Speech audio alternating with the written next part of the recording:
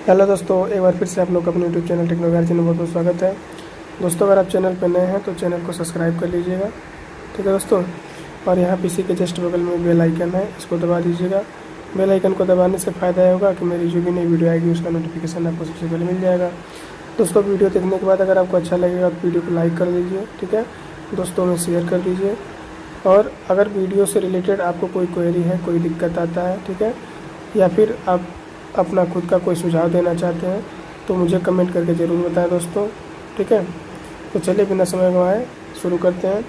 दोस्तों, अगर हमारा टॉपिक जो इसमें भी चल रहा है, क्वेश्चन आएंगे तो मतलब कि मोमेंट ऑफ इनर्शिया, अगर आप मास मोमेंट ऑफ इनर्शिया निकालना है तो आपको 4 स्टेप फॉलो करने हैं। उन 4 स्टेप को ध्यान से देख लीजिएगा, ठीक है। हो सकता है आपको मददगार साबित होए, ठीक है। नहीं तो ऐसे भी आप जब क्वेश्चन करेंगे तो ये चीज़ें आएंगी, ठीक। तो पहला स्टेप क्या है? स्टेप 1। स्टेप 1 ये है कि जब भी कोई मेंबर दे तो आप उसमें क्या करें, वेरिएशन फाइंड करें, ठीक है, और एलिमेंट लें। यानी find variation and take element. Variation find करके एलिमेंट लें। स्टेप 2 क्या है कि कैलकुलेट मास। अगर मास निकालना है तो मास वाला, और एरिया ऑफ दैट एलिमेंट। मतलब जो भी एलिमेंट हमने लिया है उसका हमको मास निकालना है। अगर मोमेंट ऑफ मास निकालना है तो मोमेंट ऑफ एरिया पूछा है तो उस एलिमेंट का एरिया निकालेंगे, ठीक। स्टेप 3 क्या है? स्टेप 3 देखते हैं, ठीक है। स्टेप 3 ये है कि फाइंड लिमिट टू इंटीग्रेट। अब हमने जो एलिमेंट लिया है हमें देख रहे हैं कि उसका वेरिएशन किस लिमिट में है। तो find limit of that element, ठीक। जैसे कि अगर एक छड़ है और हमने एलिमेंट यहाँ पे लिया और इस एक्सिस के अबाउट हम निकाल रहे हैं, इस पूरे छड़ का लेंथ L है तो हाफ का L/2 और इधर -L/2, क्योंकि ये ओरिजिन हो गया तो इधर प्लस दूरी इधर माइनस दूरी। तो यहाँ पे अगर मैं इंटीग्रेशन का लिमिट पूछूं तो ये क्या हो जाएगा? अगर मैं इन चारों का देखूं तो देखिए यहाँ पे वेरिएशन के लिए मैंने क्या लिया, एक रॉड का लेंथ ले लिया यहाँ से x दूरी पे, ठीक है। अब चूंकि इसका लेंथ मैंने लिया है dx, ठीक। हमको पता है कि अगर इस रॉड का लेंथ मतलब क्या है, मास m है, इस रॉड का मास क्या है, m है, यानी l डिस्टेंस पे m मास है तो एक डिस्टेंस पे m/l होगा। तो dx डिस्टेंस पे कितना होगा, m/l इंटू dx, और यही dm होगा। तो हमने एलिमेंट का मास निकाल लिया यहाँ पे, ठीक। वेरिएशन फाइंड कर लिया, हमने मास निकाल लिया। अब लिमिट के लिए देखते हैं। तो चूंकि हमने जो एलिमेंट लिया है उसका वेरिएशन यहाँ से यहाँ तक हो सकता है या फिर इधर भी हो सकता है। तो अगर मैं ओरिजिन से इधर जाता हूँ तो 0 से -L/2 और इधर जाता हूँ तो 0 से L/2, यानी ओवरऑल में इसका लिमिट हो जाएगा -L/2 से L/2, ठीक है। तो ये 3 चीज़ हो गए, ऐसे हमको इसको करना है। इस समझ में आएगा आपको अच्छे से जब आप करोगे क्वेश्चन, ठीक। अब चौथा पॉइंट हम देखते हैं कि चौथा पॉइंट क्या है, ठीक। अब हमको जो भी एक्सप्रेशन आया उसको क्या कर देना है, integrate and find the value. ते स्टेप, ठीक है। इन स्टेप को आप फॉलो करते हुए क्वेश्चन को करेंगे आसानी से, ठीक। मैं आपको इसका यूज भी दिखाऊंगा अगर समय मिला तो, ठीक है। चलिए आगे चलते हैं। तो चलिए हम आते हैं सबसे पहले अपने फर्स्ट क्वेश्चन पे। एक रॉड है, रॉड का लेंथ कितना है, L है, और इसका मास कितना है, M है, ठीक है। मैं पूछूं कि इस रॉड का मास पर यूनिट लेंथ कितना होगा, तो m/l होगा। इतना याद रखना है, ठीक है। अब देखिए हमको इसका निकालना है सेंटर ऑफ मास, ठीक। तो हम क्या करेंगे, सबसे पहले एलिमेंट लेंगे। तो अगर मैं इस एक्सिस के अबाउट देखूं, ठीक, तो यहाँ से मैं यहाँ तक जा रहा हूँ तो क्या चेंज नहीं हो रहा है, ठीक है दोस्तों, तो यहाँ से यहाँ तक जाने पे जो इसका विड्थ है, मतलब ये है, ये चेंज नहीं हो रहा है, लेकिन लेंथ जो है वो चेंज हो रहा है। तो वेरिएशन इसका x में लेंगे और विड्थ को कांस्टेंट रखेंगे। तो एलिमेंट ऐसे हमको लेना है कि क्या रहे, विड्थ इसका कांस्टेंट रहे, ठीक है, और इसका लेंथ जो है वेरिएबल हो। तो हम कुछ ऐसे एलिमेंट ले लेंगे। मान लेते हैं कि एक एलिमेंट मैंने लिया है ऐसे, यहाँ से x डिस्टेंस पे और dx लेंथ का एक ले लिया मैंने एलिमेंट। इसका विड्थ है b, ठीक है, इसका विड्थ है जो रॉड है b। या अगर मान लीजिए रॉड नहीं है, अगर ये रॉड है तो इसका विड्थ नहीं होगा, क्या होगा, डायमीटर होगा, ठीक है। अगर ये स्लैब होता, स्लैब ऐसे होता, तो ये हमारा क्या हो जाता, विड्थ हो जाता, अरे सॉरी हाइट हो जाता। तो ये क्या है, डायमीटर है। तो डायमीटर तो मान लीजिए चेंज नहीं हो रहा है, लेकिन लेंथ चेंज हो रहा है, ठीक है। तो ये रॉड का क्या है, डायमीटर है d, और ये लेंथ क्या है l, ठीक। अब देखिए हम यहाँ से सारी दूरी मेजर करेंगे, तो ये हमारा इसका रॉड का मिड पॉइंट है, ठीक ना।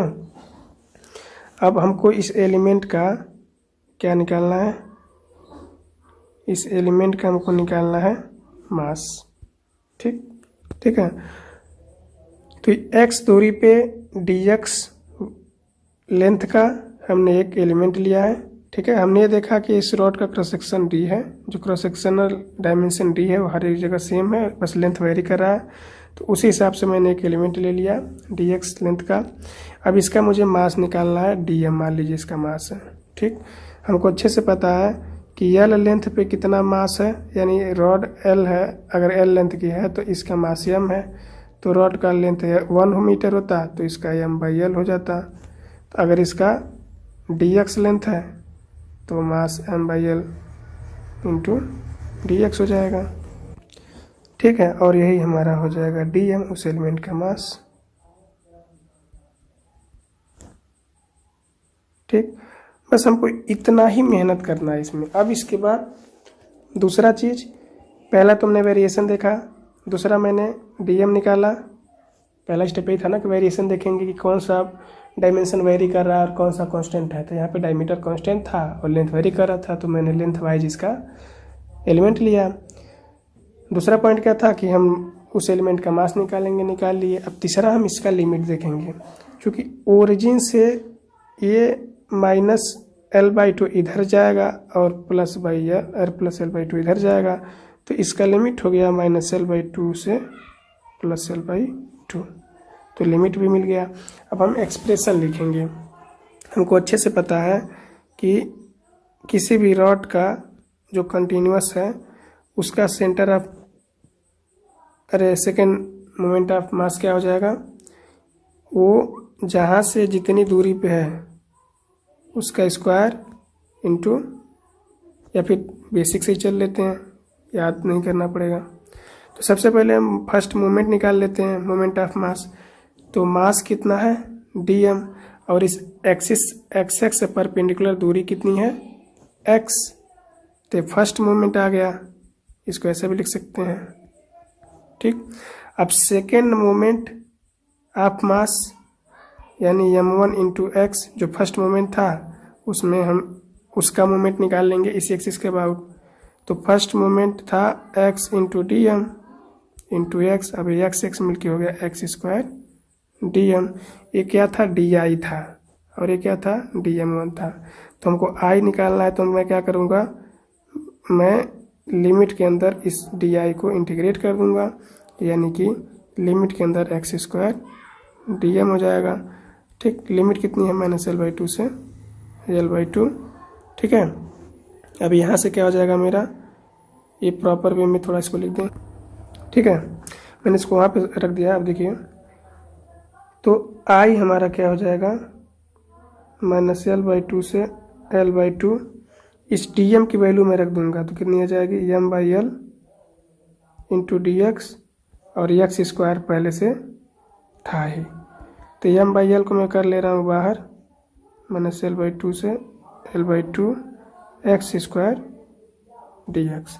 आपको अच्छे से पता है कि अगर हमारा x पे n का इंटीग्रेशन करना है, ठीक है, थोड़ा अच्छे से लिखते हैं, x पे n का इंटीग्रेशन करना है x के रिस्पेक्ट में, तो क्या होता है, जितना पावर है उसमें जुड़ जाता है और उसी पावर से ये डिवाइड हो जाता है। ये इंटीग्रेशन का फॉर्मूला है, ठीक है। तो इसी कंसेप्ट, इसी फार्मूले का मैं यूज यहाँ पे करूँगा, तो क्या हो जाएगा, एम बाई एल को रहने दीजिए, ठीक है, लिमिट इसकी हो जाएगी माइनस एल बाई टू से एल बाई टू, और x पे घात 2 है, 2 में 1 जोड़ेंगे तो कितना हो जाएगा 3, और इसी 3 से यहाँ पे दे देंगे भाग। जैसे यहाँ पे देखिए हो जाएगा 2 + 1 और नीचे भी हो जाएगा 2 + 1, यानी यही इंटीग्रेशन करेंगे तो x पे क्यूब/3, ठीक है। इसको इरेज कर देते हैं। अब मैं यहाँ पे लिख रहा हूँ इसी चीज़ को, ये क्या हो जाएगा, 3 को बाहर कर लीजिए तो m/3l, लिमिट रख देते हैं तो हो जाएगा l/2 का क्यूब माइनस का l/2 का, माइनस का ध्यान दीजिएगा, ठीक है। अब 2 का क्यूब होता है 8 और l का क्यूब l क्यूब, और यहाँ से जब ये माइनस आएगा, ये वाला माइनस जब इस ब्रैकेट से बाहर आएगा तो ये माइनस माइनस का मल्टीप्लाई हुआ और ये प्लस हो जाएगा, ठीक है। तो ये आ गया ये आ गया m/3l, और अंदर आ गया l/8 प्लस l/8, ठीक, 2 का क्यूब 8, यानी यहाँ से क्या हो जाएगा, ठीक, यहाँ से हमारा हो जाएगा, देखिए ये 2 बार हो गया ना l/8, तो m/3l इंटू 2 गुणे l/8, 2 चौक को 8, ठीक, और एक l से एक l कट गया, तो ये आ गया m/l² और ये 4 × 3 हो गया 12। तो इसका आंसर क्या आ गया, i की फाइनल वैल्यू आ गई m/l²/12।